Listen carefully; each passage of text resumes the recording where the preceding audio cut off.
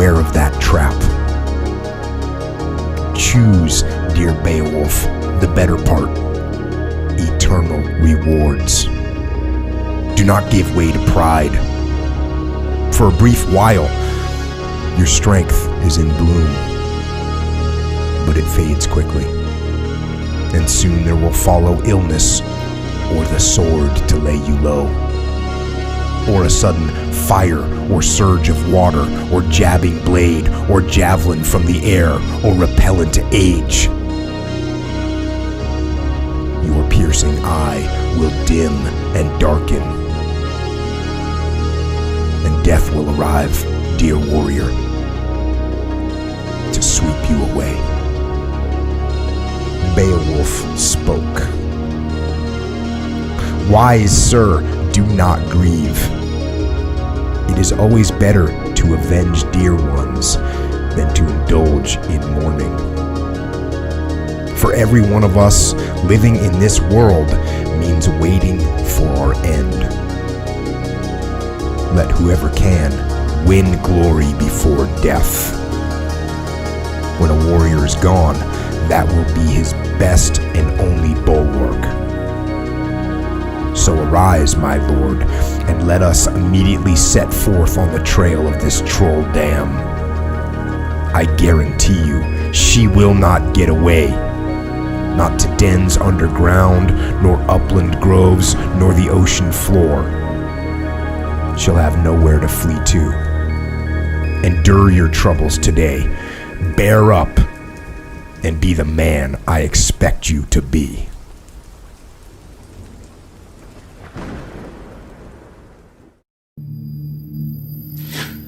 I see thee still, and on thy blade and dudgeon gouts of blood that was not so before.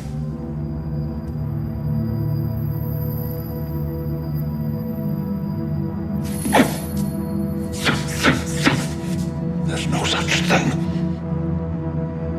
It is the bloody business which informs us to mine eyes. Now, o'er the one-half world, nature seems dead, and wicked dreams abuse the curtain's sleep.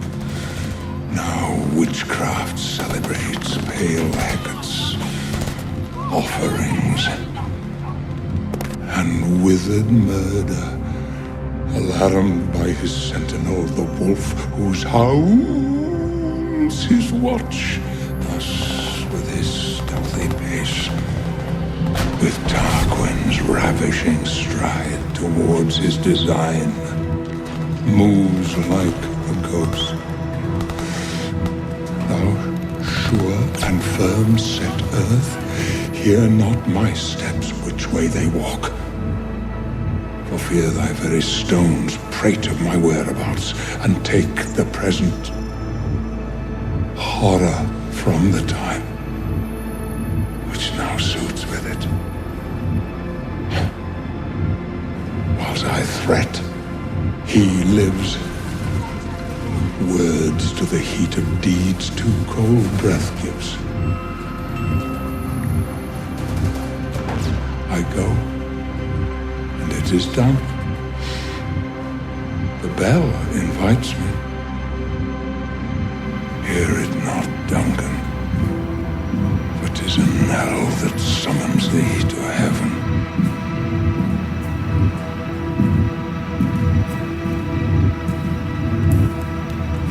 Or to hell. The morning of September 21st, we were doing a turnover operation. It was going to be our last mission. I was the platoon chief. The amount of guys we had, we would need a certain amount of helos. The first lift took off, and I thought it would be back within about a half an hour. I can remember feeling just a bad gut feeling. I was used to seeing death. I was used to being part of that.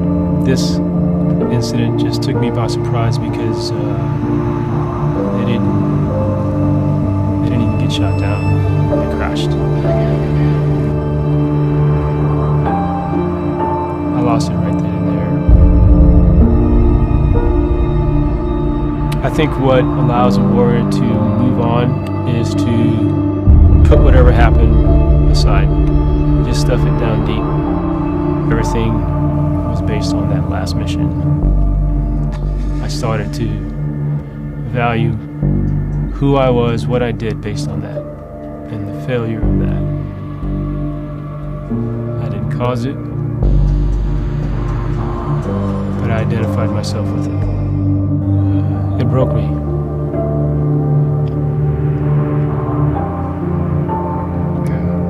It broke me. Really blew the lid off of my ability to compartmentalize everything that I was going through.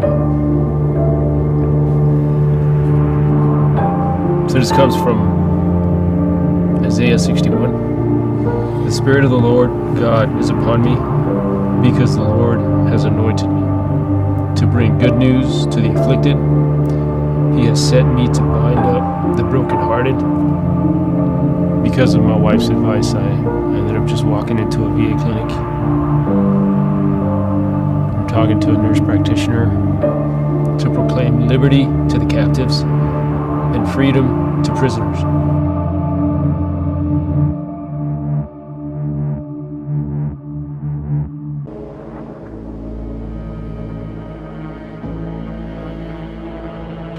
However young you are, you have a responsibility to seek to make your nation a better nation in which to live. You have a responsibility to seek to make life better for everybody. And so you must be involved in the struggle for freedom and justice. Now, in this struggle for freedom and justice, there are many constructive things that we all can do and that we all must do. And so our slogan must not be burn, baby, burn. It must be build, baby, build. Organize, baby, organize.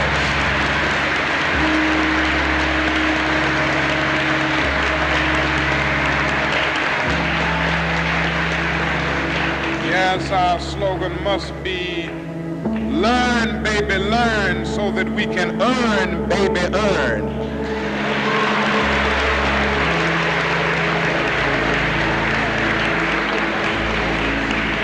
And with a powerful commitment, I believe that we can transform dark yesterdays of injustice into bright tomorrows of justice and humanity.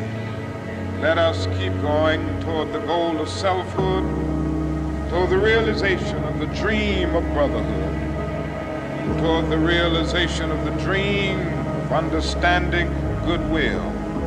Let nobody stop us. We must keep moving.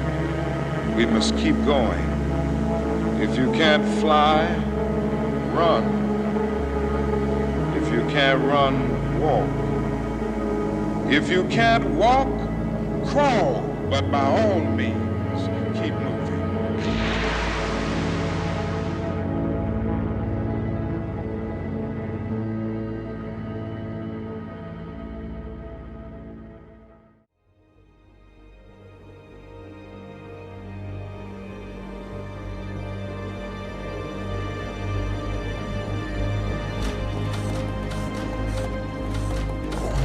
You must expect another blow to be struck almost immediately.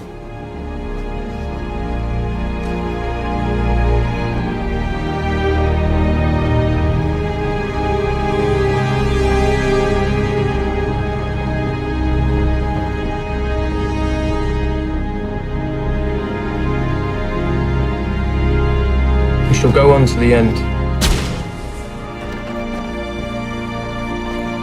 We shall fight in France. We shall fight on the seas and oceans.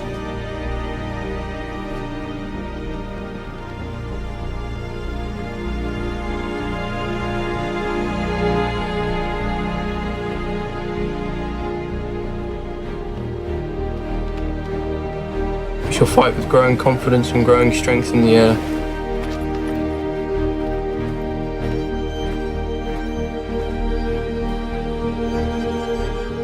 We shall defend our island whatever the cost may be. What? We shall defend our island whatever the cost may be. We shall fight on the beaches.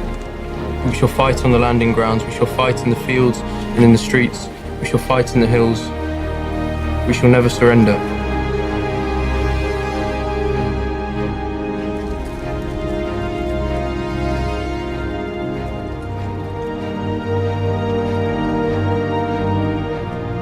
And even if this island or a large part of it was subjugated and starving, then our empire beyond the seas, armed and guarded by the British fleet, would carry on the struggle until, in God's good time, the new world with all its power and might steps forth to the rescue and the liberation of the old.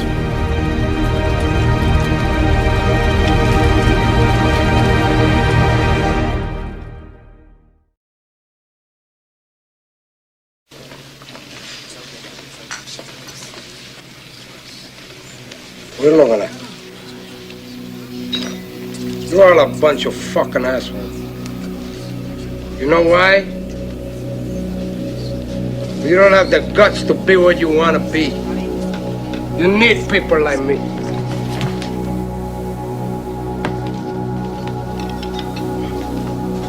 You need people like me so you can point your fucking fingers and say, that's the bad guy.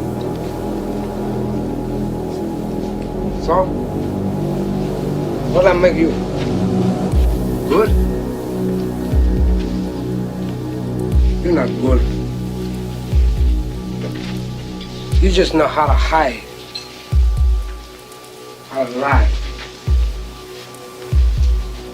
Me, I don't have that problem.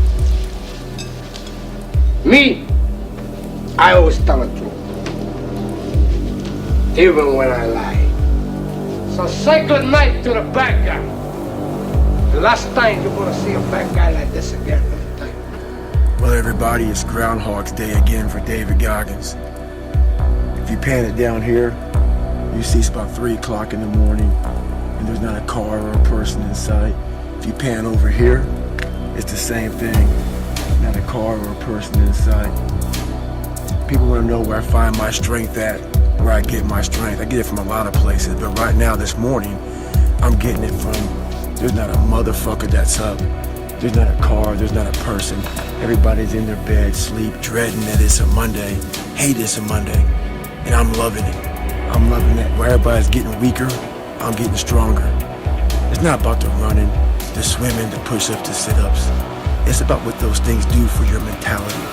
You don't get better on the daggone couch. You get better by coming out here and getting the fuck after it every daggone day. Stay hard.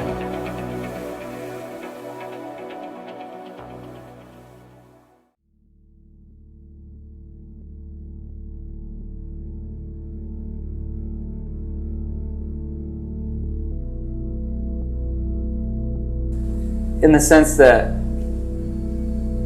you know, these are both like free soloing and alpine climbing in the mountains at altitude in the cold. You know, they're just not what most people kind of imagine being really fun, something that you'd really want to pursue, spend your life, you know, doing. But, you know, sometimes you don't get to choose, you know, what, you know, your passion is.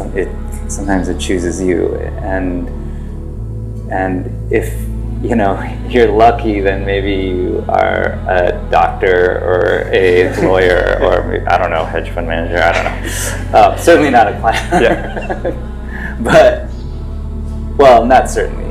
I have other opinions about it. But, you know, it's when you find something that gives you meaning and purpose, and it's something that moves you, and there's nothing else that can really feed that, like climbing can. Then, in that sense, they're very similar.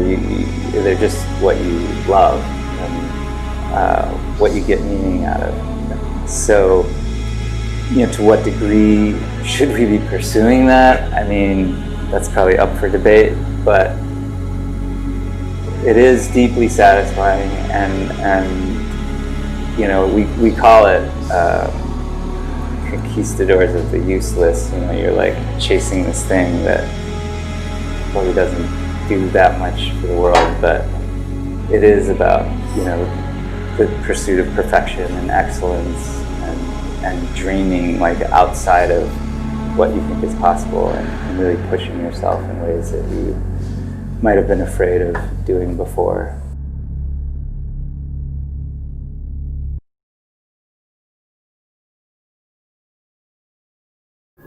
I believe that if we are honest with ourselves, that the most fascinating problem in the world is, who am I?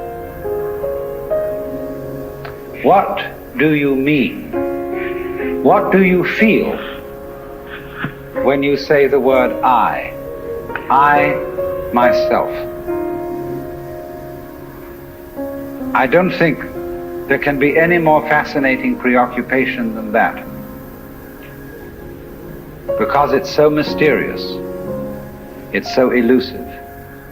You do not find an intelligent organism living in an unintelligent environment.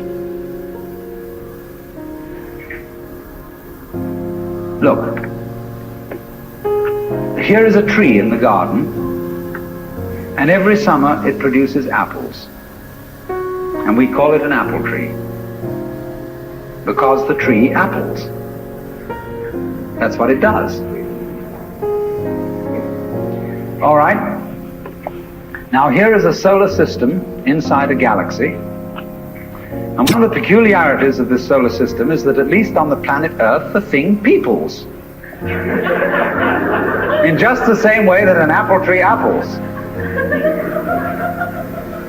Now, maybe 2 million years ago, somebody came from another galaxy in a flying saucer and had a look at this solar system, and they looked it over and shrugged their shoulders and said, just a bunch of rocks, and they went away. Later on, maybe 2 million years later, they came around and they looked at it again, and they said, excuse me, we thought it was a bunch of rocks, but it's peopling. And it's alive. After all, it has done something intelligent. Because you see, we grow out of this world in exactly the same way that the apples grow on the apple tree.